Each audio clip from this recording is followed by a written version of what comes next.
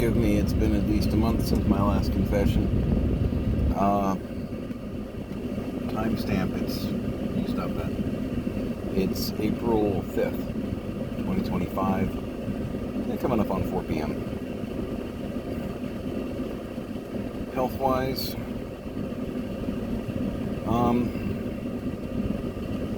definitely feeling some tightness in the chest and some more shallow breathing, but I don't honestly know if that's anxiety or the emphysema. I don't know. I really don't know. I'm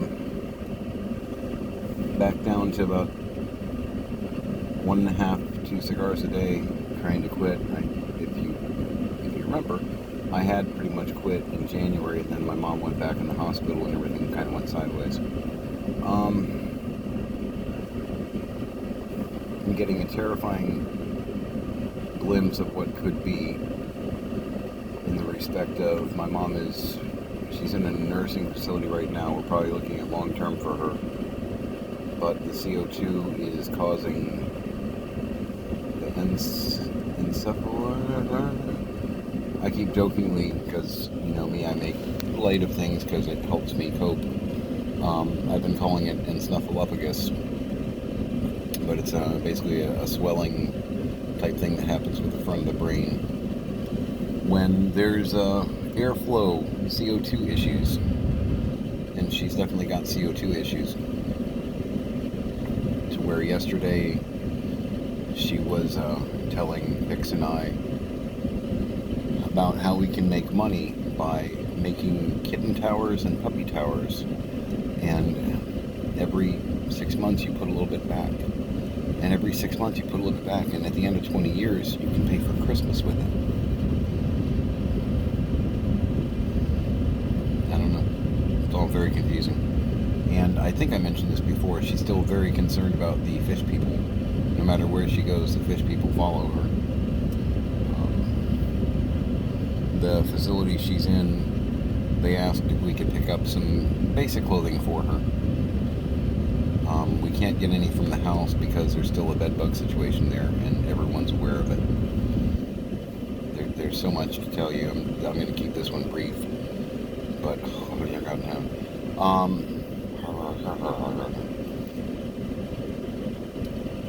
So one of the nurses recommended a muumuu.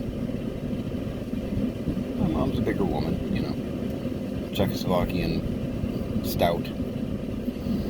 And my mom didn't know what a muumuu was. The term, she didn't know it. And to be honest with you, I didn't hear that term until I was like in my late teens, early 20s. My wife's like, known the term muumuu since I was a kid, and it's like, well, okay, we grew up in different planets. But I did hear the term as like a late teenager, early 20s. I don't know. And I don't know if my mom has never heard the term before, or if because fish people, kitten towers, and some other stuff I'm not even going to go into, because now her brain is kind of broken. So,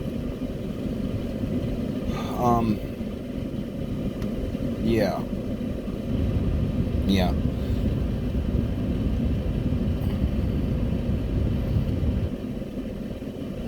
So when Pix explained to her, well, a muumuu is like, it's typically like a floral print dress.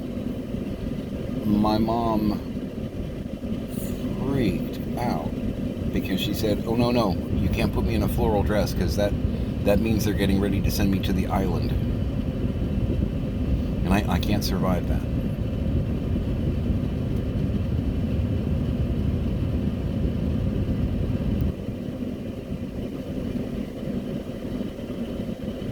I don't know.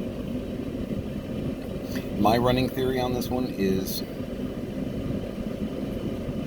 because I do speak cray-cray a little bit, and I'm also a writer, I feel like I'm yes-anding.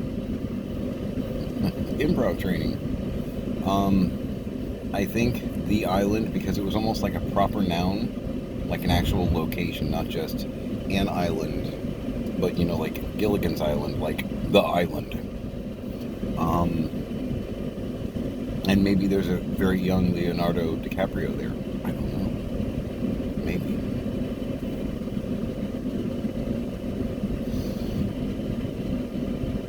I think in the Cray Cray storyline in her head, the island is perhaps where the fish people, maybe like the kingdom of the fish people. And I realize I'm trying to, interpret the poop writing on the wall of the cell.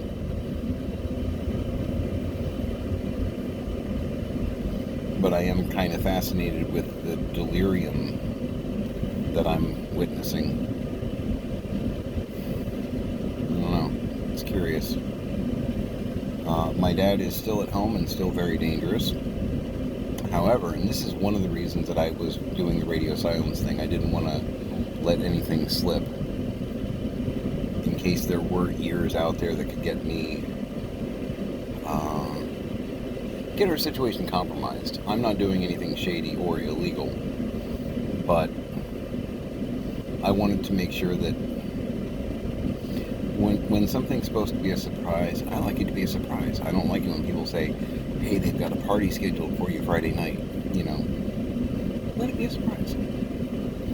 But we hired a lawyer with our tax return, and we are doing what is called, I have learned this, a contested guardianship, which is basically I'm going to become my dad's dad, essentially, which is really, really quite strange. If you've been through this before, you're like, yeah, that's how it works. I get the concept of it. It's not like, wow, this is what? But when you're in that position, it's kind of weird. It's like I'm about to basically, I'm going to own him. It's like I'm going to be responsible and or make all decisions for my dad. Because I didn't want that getting out beforehand in case everything went sideways. The judge is supposed to be looking at it like Monday. So, and it's an emergency contested guardianship. So, which has taken over 2 weeks because I told one of my friends, they're like, well, Mercury's in retrograde. So, I was like, yeah, that's true. Everything's been really slow. In my opinion, needlessly, considering the word emergency is part of the title. It's like dialing 911 and them saying, how's Thursday? He's got over 50 guns. He's barricading doors. The other day he saw, it was about a week ago, he was wakened up by 10 people dancing and yelling around his bed at 5 in the morning. And there were 3 tall women and a small boy, like 10 years old, and they were jumping around and hollering like they're having a dance party, and they threw something at him, and it was round, and it made clang, clang, clang noises, and it had light on it. And then it hit him in the chest, and he grabbed it, and he threw it back, and he doesn't know if he hit him or not, but he thinks it hit the wall and broke, but he couldn't find it when he woke up, or when he got out of bed, he couldn't find it. He was looking for the pieces of it, at least, to figure out what it was. And during this, this is great. The 3 handguns that were in his pockets while he was sleeping floated out of his pockets into midair and vanished.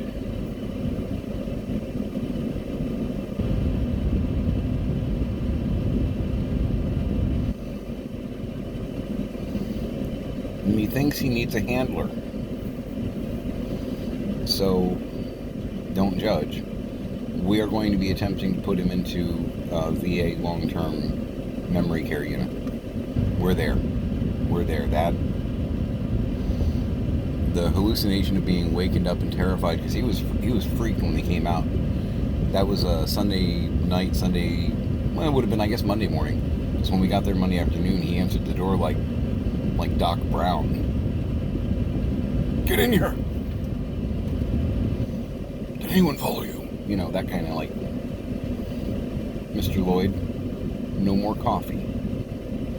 no more coffee, even decaf. We're not going to risk it. Yeah, he was. My wife used the word crazed, and I think that's probably, yeah, crazed. Yeah, as a writer, yeah, that works. Marty. Oh. Anyway, so yeah, and 3 out of 3 doctors agree with the 24/7 memory care unit. That came out months ago. We've been trying to figure out how do we make this happen, because he's not going to voluntarily do that. He wants to sell the house, move to Pennsylvania. He wants to get back into the house we grew up in Allentown, because things were better then. We asked him how he's going to get back to PA, and he said, well, just go to the Army and hop on a plane. That's not really how it works. So yeah, we're going to be looking at long-term, and at this point, we're definitely looking at doing a +1 arrangement with my mom, because as soon as we get done getting guardianship of my dad, because everybody so far, obviously we haven't talked to the judge, but everybody so far in the picture is like, yeah, this is a slam dunk. He very clearly needs, because even his meds, we lay out his meds for him in the little pill container, AM, PM, Monday, Tuesday, and he rearranges them. We don't even know if he's really taking them, and he won't take them in front of you, because then you're treating him like a child. He's not going to have it in his own house. So, dude,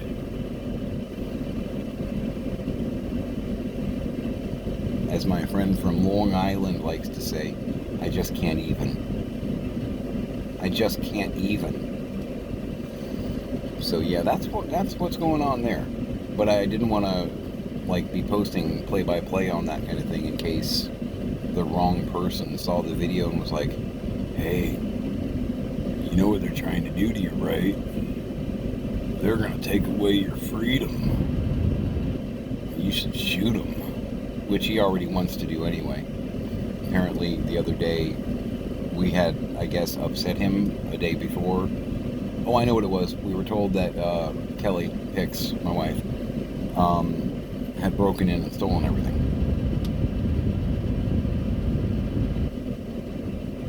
We've been a little busy. So he apparently was in the bushes with a gun.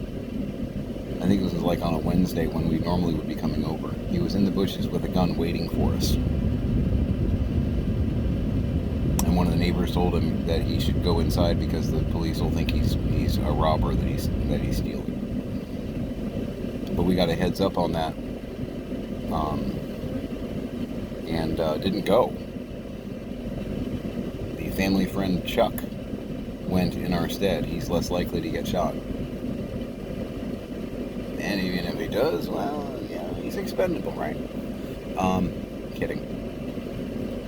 But yeah, Chuck is very concerned about legal issues with DCF and all that, because they are still very much in the picture. And they are checking up with me, on me, daily, every other day. I get texts, phone calls, hey, what kind of progress you made? That bedbug situation, you got it under control yet? Well, no. We had the initial inspection, which my dad was like, I'm not paying for that, so it's in my name and I'm going to have to pay for it here real soon. The treatment is going to cost $2K. It's going to be a 2-month procedure. Now here's the thing. Bedbug infestation is something that stops government agencies in their tracks. No one wants to deal with it because they are very spreadable. Great, right? Pasco County will not send any people out. We were in negotiation with them to actually have in-care services, and they gave me a hard nope. The woman that came out and talked to us and him, when she heard bedbug infestation, my hand to God, you won't believe this, but it happened. It was like out of a movie.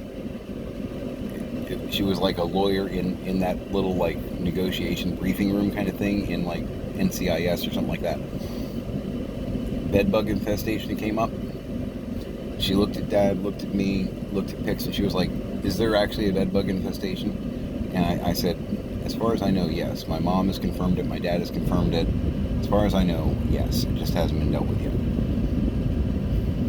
Again, my hand to God. She closed her laptop, said, "We're done here." Stood up, left. It's just like, "Mon Dieu, you are taking this very seriously, huh? The bedbug thing is a big deal, eh? Who knew?" So followed her outside, and she's like, "I had a bedbug situation in another case that I dealt with like a year ago. I had to throw out half of my furniture. I had to burn clothing." She's like, "I'm not going through that again." And Pasco County has policies about not going into homes where there's bedbug infestations. And I'm like, "Okay, we didn't mean to blindside you. We didn't realize it was that kind of thing." And she's like, "Oh, it's that kind of thing. We won't do services here. We can do like meal delivery, but the meals get dropped off on the porch. No one will enter that building." And she started spraying herself down. I didn't know this, but she started spraying herself down with isopropyl alcohol. I guess that kills eggs. It like dries them up. So, pro tip. Yeah, so that happened. She's been checking up with me. Have we gotten the bed bug situation? It's like, well, it's a 2-month procedure. I learned this too. Basically, you have to wash in intense heat, dry in intense heat, anything fabric, draped clothes, everything. And when it's done, you need to like bag it, like seal it, bag it to make sure nothing can get in to nest or whatnot. And you've got to store it until the treatments are done. They come in, we'll say in April, and they spray, and they come in May and they spray, and that supposedly does it. It's a 2-month procedure. Now, all the furniture has to be flipped upside down because that way they can get into places. You got to take all the pictures off the walls and things like that. Anywhere where they might be able to crawl and whatnot needs to be exposed so that it can be sprayed. We're going to turn that house upside down while a man with moderate going into severe dementia lives there, who is obsessed with a burglar coming in, stealing things and rearranging things on the daily. This is not going to work. This is not going to work. This is going to go sideways every day. We're going to wash clothes and they're going to be spread out in the living room again because the burglar had bagged them up to take them and didn't take them with him. He must have gotten it prepared so he could come back and take it later. Or he's going to find a cache of clothing and go, "I found all of Mom's clothing. What was it doing out there?" No, we're not even going to try starting. It's pointless. Besides the fact, if we go over there and start actually doing the stuff that needs to be done, he's going to assume that we're robbing him and shoot us in the back of the head with one of the 50 guns that's still in the wild that we have no idea where it is. Nope. I've been shot at before. Not volunteering to get shot by my dad. That's a horrible ending to the story. Horrible ending. No one would. European writers would write that. I'm not going to write that. So yeah, that's where we are. So once Dad is placed, even in temporary placement, we can actually go in and start trying to prep that and fix that problem. And there are other problems too, but that's like one of the big ones that apparently has stopped everyone in their tracks. Good times. So yeah, we're going to try and get Mom long-term placement too. We'll probably go for guardianship of her after we get Dad resolved, because puppy towers. And you can pay for Christmas after 20 years. Well, that's a relief. As long as they only schedule Christmas 5 times in a century, we're good.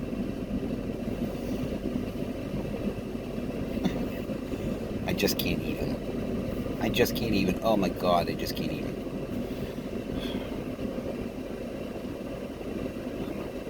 Anyway, I'm gonna go ahead and sign off here. I got some frozen pizzas to take home. Aldi was doing some kind of clearance on some of some oddball stuff, but yeah. Sweet mustard, kale, and bacon pizza. That's a stone bake. And I got some thin crust, like tavern style roasted vegetable pizza. You know what? They don't normally carry bad products. You know, you got a $5 and $6 specialty pizza down for $1 and change. sounds like lunch. Let's give it a shot. So, yeah. But trying to keep it around 20 minutes, and it looks like I'm right there. Yeah, I just wanted to throw an update out there. I am alive, and I did break my promise of radio silence. I swore that I wouldn't do that because I hate that when you're watching somebody. And I'm definitely not a self-importance thing. This is more me like chronicling a life. You know, I know when I pass, I'm not famous. I'm not going to be, in Wikipedia or anything like that. But this is me making a mark and hopefully, maybe along the way, guiding somebody. Somebody else that gets diagnosed with emphysema, somebody else that has parents with dementia. Maybe this will be a guiding light for them. I don't know. And maybe it'll just put a smile on somebody's face. I've done a lot of comedy. I've done a lot of stuff. If I can, I follow that Robin Williams philosophy. If I can put a smile on somebody's face for a day, okay, that's not bad. It's not bad. So, still alive. Again, I don't know if my symptoms are because I have emphysema or if it's because, oh my God, is there anxiety?